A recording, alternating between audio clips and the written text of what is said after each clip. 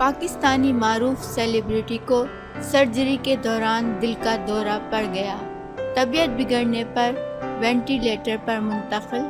ان کے اہل خانہ نے مداحوں سے دعاؤں کی اپیل کی ہے۔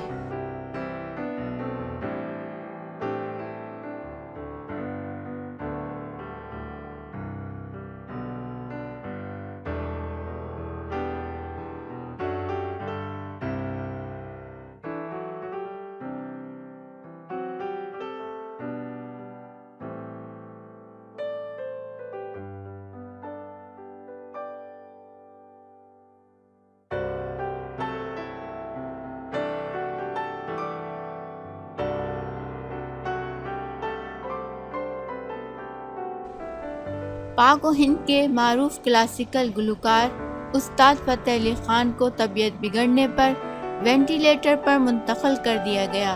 نجی ٹی وی کے مطابق معروف کلاسیکل گلوکار استاد فتح علی خان کو سرجری کے دوران دل کا دورہ پڑا، جس کے بعد انہیں وینٹیلیٹر پر منتقل کر دیا گیا ہے۔